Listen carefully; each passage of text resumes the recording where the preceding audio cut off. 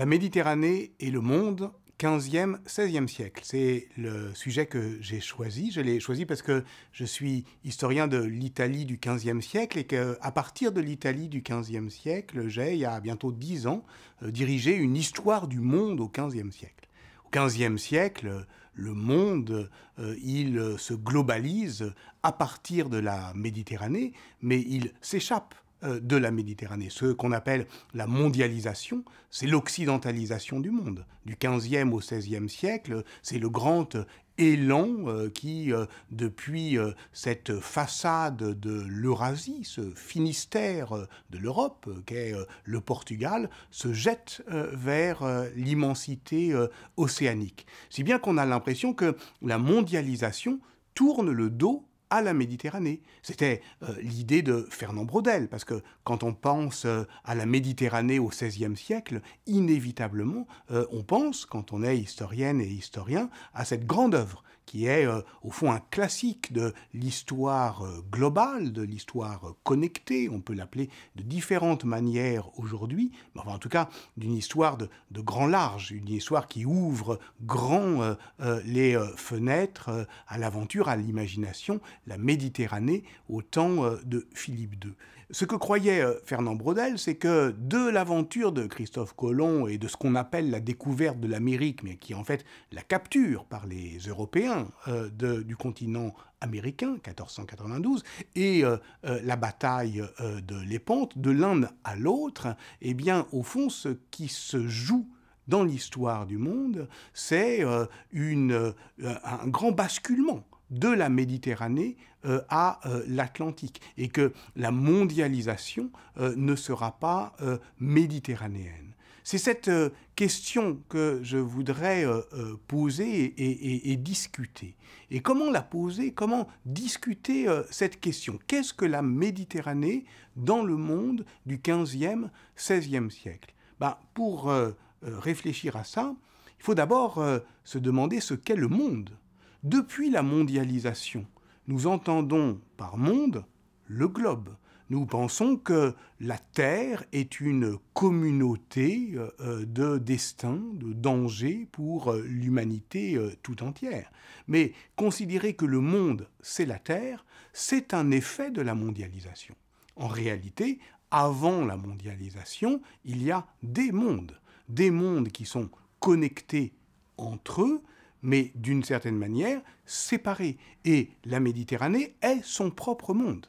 On parle de monde méditerranéen. Qu'est-ce que ça veut dire, un monde méditerranéen? Ça veut dire évidemment un état écologique, un environnement, un système géographique et politique. Et c'est tout ça qu'on doit tenter de comprendre, décrire le monde méditerranéen. Alors les géographes le font, les historiens le font. Au XVe et au XVIe siècle, c'est un monde d'échange et de confrontation. Selon les moments historiques, on va plutôt insister sur l'échange ou plutôt sur la confrontation. Il faut faire les deux, évidemment, parce qu'on ne doit pas chercher dans le passé le miroir complaisant et flatteur de l'idée qu'on se fait de notre propre aujourd'hui. Donc, tantôt, on va exalter la Méditerranée comme lieu d'échange et de métissage, tantôt, on va déplorer, ou peut-être même d'ailleurs pour certains se réjouir du fait que la Méditerranée est le lieu du choc des civilisations. En réalité, ce qu'il faut tenter de comprendre en mettant en balance la Méditerranée et le monde, c'est comment, d'une certaine manière, l'un se définit par rapport à l'autre. Il y aurait une autre manière de présenter l'ambition de ce qui va être un cours, puisque c'est ça que je m'apprête à faire devant des lycéens, c'est de se poser la question, au fond, du rapport entre l'histoire et la géographie.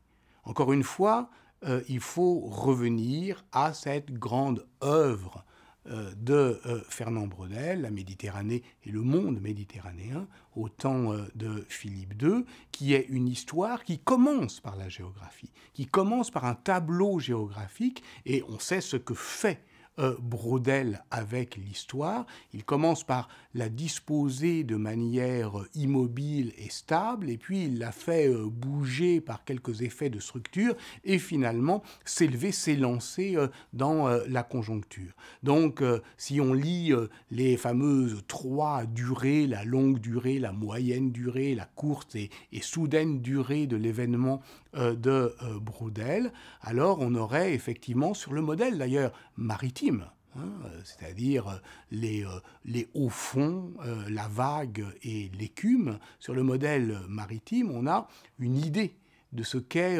le temps. Et alors, cette idée de ce qu'est le temps, elle définit aussi un partage entre l'histoire et la géographie. C'est-à-dire que la géographie, c'est de l'histoire à l'arrêt. La géographie, c'est le tableau d'ensemble qui va ensuite s'animer. Dans le système de l'enseignement secondaire en France, on associe l'histoire et la géographie. C'est une spécificité française. On aurait pu faire autrement. On pourrait toujours d'ailleurs jointoyer l'histoire avec l'économie, la science politique, la sociologie, l'anthropologie. Là, c'est presque une spécificité française. J'ai envie de discuter de ça. J'ai envie de poser cette question aussi devant des élèves, mais devant aussi une communauté enseignante. Parce que, au fond, cette vieille tradition française, elle peut être aussi réactivée par de nouvelles manières d'écrire l'histoire du monde aussi, mais ce que, avec Christian Grattalou et bien d'autres, puisant à une tradition plus ancienne, allemande en grande partie, on peut appeler géohistoire. Qu'est-ce que c'est que la géohistoire?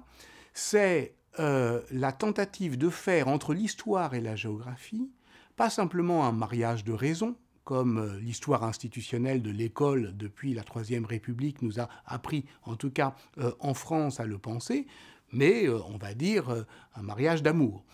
Et l'amour entre l'histoire et la géographie consiste au fond à poser une question toute simple. Où est le temps? Par exemple, l'Antiquité, c'est une période du temps. C'est un nom d'époque. On nomme Antiquité un moment de l'histoire. Mais on nomme aussi Antiquité une portion de l'espace.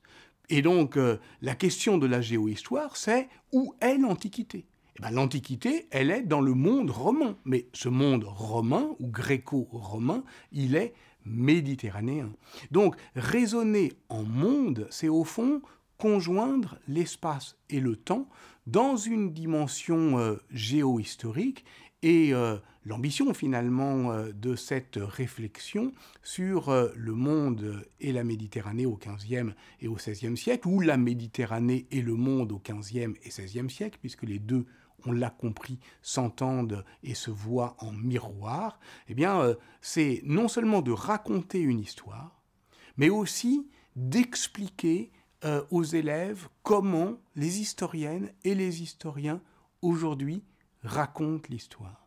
C'est, je crois, un des enjeux et de la recherche et de l'enseignement. C'est de ne pas dissocier l'histoire et l'historiographie, de montrer que l'histoire, elle ne se raconte pas d'elle-même et que nous qui l'enseignons, nous n'en sommes pas inspirés d'en haut par je ne sais quel texte qui nous surplomberait, qui nous dépasserait et qui nous survivrait et qu'on aurait simplement à interpréter. Non, l'histoire, elle s'écrit.